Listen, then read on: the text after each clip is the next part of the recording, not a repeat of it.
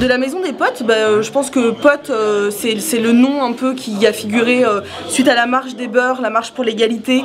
Il y a eu SOS Racisme avec le slogan Touche pas à mon pote, et la Fédération nationale des maisons des potes qui se sont créées presque en même temps.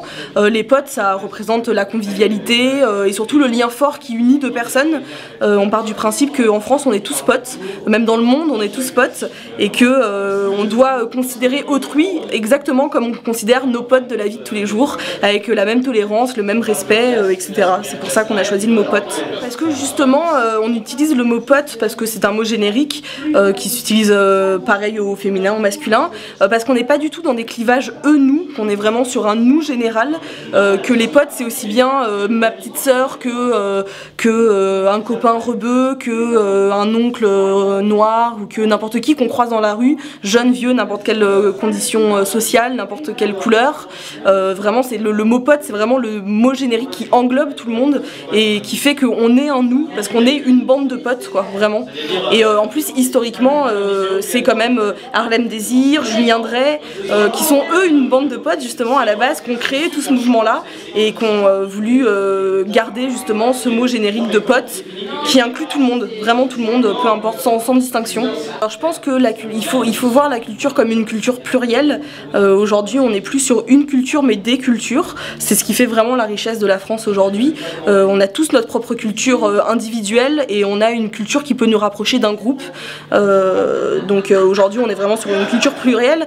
Je pense que c'est pour ça qu'on fait une proposition sur justement l'apprentissage de la laïcité à l'école. Ça se rapproche un peu de ça. C'est finalement connaître l'autre dans sa différence et faire en sorte qu'on puisse former un tout, que cette France plurielle puisse abonder aujourd'hui dans sa différence.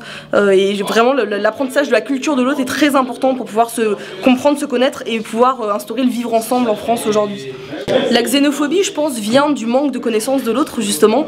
La xénophobie, c'est avoir peur de l'étranger, de ce qui ne nous est pas connu, et c'est avoir peur de l'inconnu, donc c'est stigmatiser et avoir forcément des préjugés sur ce qui nous est pas connu. À partir du moment où on arrivera à se connaître les uns les autres beaucoup plus qu'aujourd'hui, on arrivera à faire tomber tous ces préjugés, justement, et je pense que ça ira beaucoup mieux. Je pense que le racisme le racisme naît d'un manque évident de connaissance de l'autre, c'est sûr.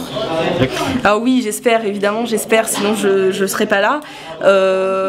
C'est vrai que les conditions sont très difficiles aujourd'hui, de plus en plus, on se rend compte vraiment que on peut dire que ça va de pire en pire en France aujourd'hui, que le lien social est compliqué à construire, que le vivre ensemble est compliqué à mettre en place, mais j'espère et je pense que évidemment on est une jeunesse quand même qui se bat aujourd'hui.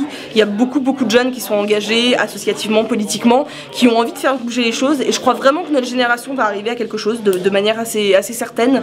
Je pense que c'est tous ensemble évidemment qu'on va construire la France de demain et que c'est pas parce qu'on a des barrières aujourd'hui que ça sera plus compliqué demain.